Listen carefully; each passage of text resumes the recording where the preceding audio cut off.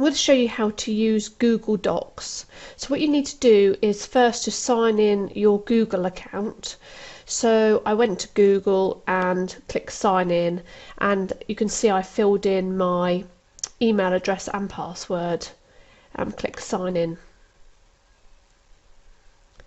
Okay. Now I need to click on Gmail.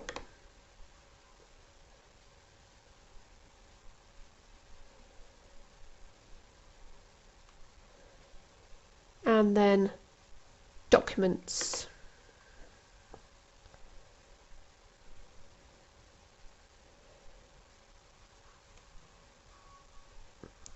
Oh, we'll do that later. Remind me later. Okay, so what I'm going to do is I'm going to create a new document, and this time I want a spreadsheet. Quite slow tonight, I tell you.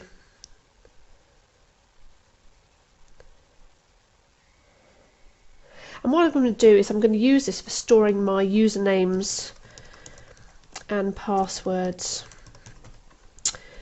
in for any websites I go onto.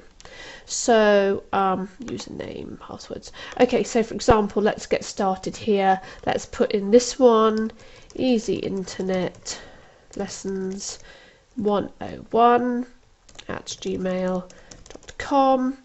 And oopsie, and I'm going to put my password, which is 123456, for example. So that's a really good way of storing all your passwords. And because Google Docs is accessible wherever you can access your email account, it means that if you go to someone else's house, if you go on holiday, if you go abroad, all you have to do is access your Google Documents.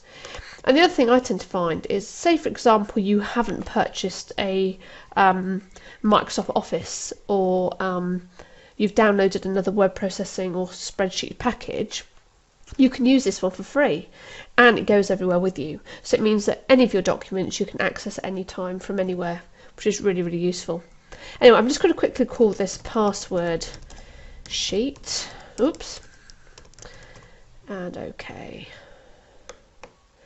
And if you notice up here, it pretty much looks like Microsoft Office. You can embolden things, you can change the size of the text, all the things you'd expect from Microsoft,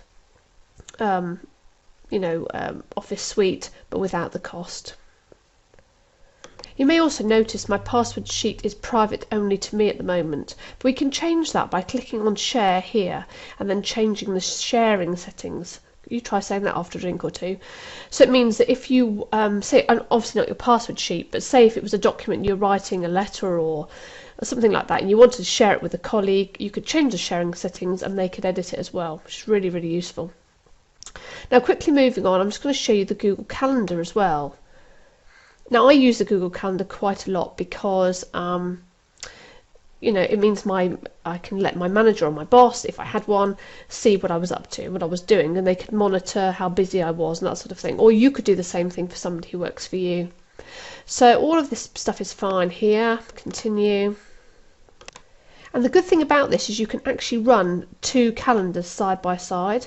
So you can actually create a new calendar for two different jobs or two different roles, and you can give people access to one but not the other one. So you could have a private calendar, you could have a work calendar, whatever you wanted to do, and it's really handy because they're also color coded on your calendar.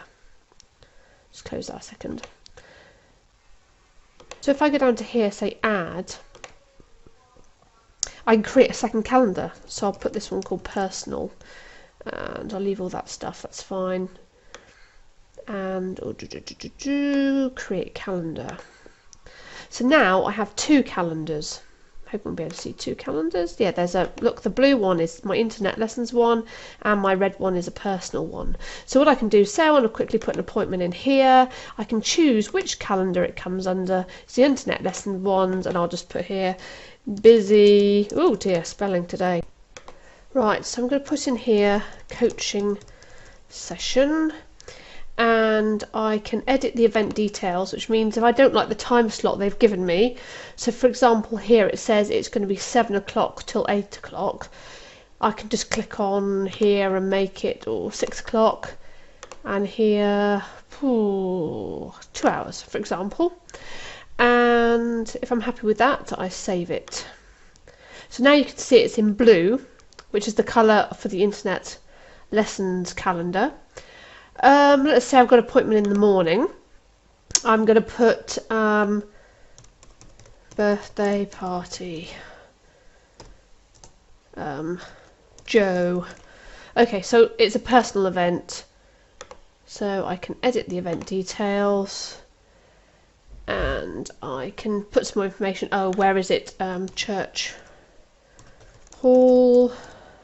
I can put a description if I want to. I can set a reminder if I want to. I can also say whether I'm busy or available. For example, my coaching one, I might want to leave that as I'm available, meaning that I've just taken the time out of my diary to allow to take coaching calls, that sort of thing. And then I can save. You can also choose, actually just before I save it, is to invite other people to the event as well. And all you do is you put in their email addresses and then they are invited to the event.